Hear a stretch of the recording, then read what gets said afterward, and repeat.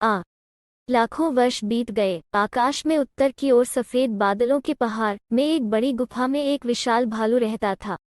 यह भालू दिन भर सोता था और शाम को उठकर तारों को छेड़ता और उनके साथ शरारतें करता था। स्वर्गवासी उसकी अशिष्टता और उत्पात से तंग आ गए थे। कभी भी वह एक छोटे से तारे को गेंद की तरह घुमाता और वो तारा कलाबाजों को खाता हुआ दुनिया में आ जाता, या कभी भी वह उन्हें उनके मूल स्थान से हटा देता और वे इधर उधर मारे मारे फिरते रहे। आखिरकार एक दिन वे 7 तारे, जिन्हें 7 बहनें कहा जाता है, उग गईं। चंद्रमा का बुद्धिमान व्यक्ति बूढ़े व्यक्ति के पास गया और भालू की शरारत का जिक्र करते हुए उससे मदद मांगी। बूढ़ा कुछ देर तक अपना सिर खुजाता रहा। फिर उसने कहा, ठीक है, मैं इस अनुचित बात को सुधार दूंगा, आप चिंता न करें। 7 बहनों ने उन्हें धन्यवाद दिया और खुशी खुशी वापस चला गया।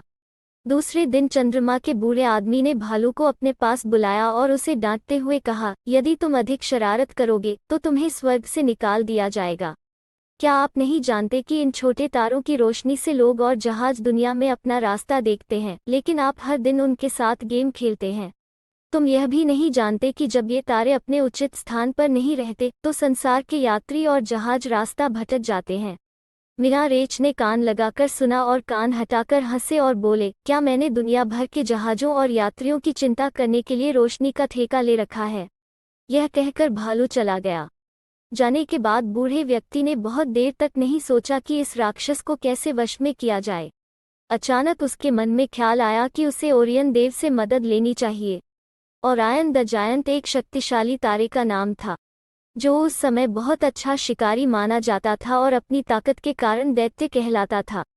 यह सोचकर बूढ़े व्यक्ति ने अगले दिन ओरियन देव को बुलाया। उनके आने के बाद दोनों काफी देर तक बातें करते रहे। आखिरकार यह तय हुआ कि वह आज शाम को भालू को पकड़ने की कोशिश करेगा। तो देर रात विशाल ओरियन ने शेर की खाल पहनी और भालू की गुफा में चला गया। जब भालू ने एक विशाल बाघ को अपनी ओर आते देखा तो उसने अपना आपा खो दिया और छोटे छोटे तारों से बनी सड़क पर बेतहाशा दौड़ने लगा, जो परियों के देश की ओर जाती थी, जिसे हम आकाशगंगा कहते हैं। अंततः लंबी दौड़ के बाद शक्तिशाली शिकारी ने भालू को पकड़ लिया और उसे पकड़कर आकाश में एक स्थान पर कैद कर दिया, जहां वे अभी भी बंधे हुए हैं। यदि आप रात के समय ध्रुव तारे को देखेंगे तो आपको एक भालू उससे बंधा हुआ दिखाई देगा। इन 7 बहनों में से 4 ने उसे पकड़ रखा है, जबकि बाकी 3 बहनों ने उसकी पूंछ पकड़ रखी है। यदि आप आकाश की ओर देखें तो आप ओरियन को भालू पर निशाना साधे हुए धनुष बाण के साथ खड़ा देखेंगे।